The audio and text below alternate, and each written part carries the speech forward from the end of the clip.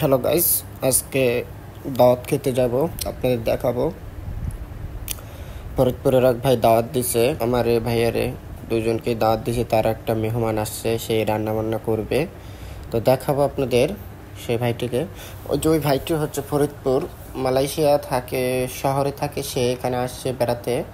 তো পোলাও চাল রান্না করবে, তো আমি একটু দুষ্টামি ফাইজলামি করব।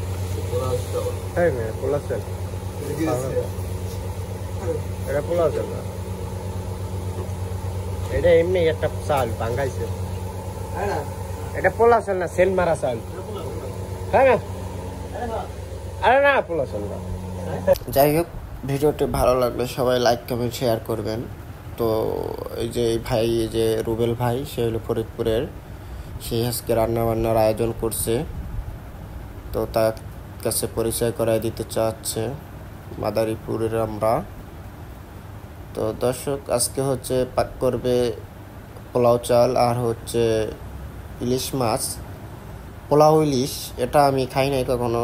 যাই হোক, আলহামদুলিল্লাহ, ভালো না লাগলো আলহামদুলিল্লাহ বলতে হবে। তেমন একটা আমার কাছে ভালো লাগে নাই, কেমন যেন পোলাওর ভিতরে ইলিশ দেওয়া থাকে।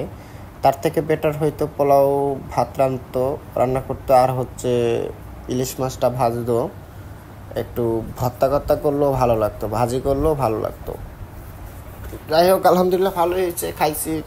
আমি মাছটা খাইছি, মাছটা ভালোই ঘেরান করে আসছে। এই দেশের মাছে, এই দেশে ইলিশ মাছ হয়তো আমদানি করা, দূর থেকে কোনো রাষ্ট্র থেকে ইলিশ মাছটা নাই, যে দেখুন খাইতেছি সবাই বৈশা।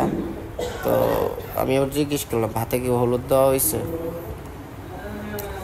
তো আমি আবার সরাসরি বলে দিই, যে কোনো জিনিস ভালো না লাগলে আমার কাছে কেমন জানি কিতকিত লাগে। তো ভালো থাকবেন সবাই, সুস্থ থাকবেন, ধন্যবাদ।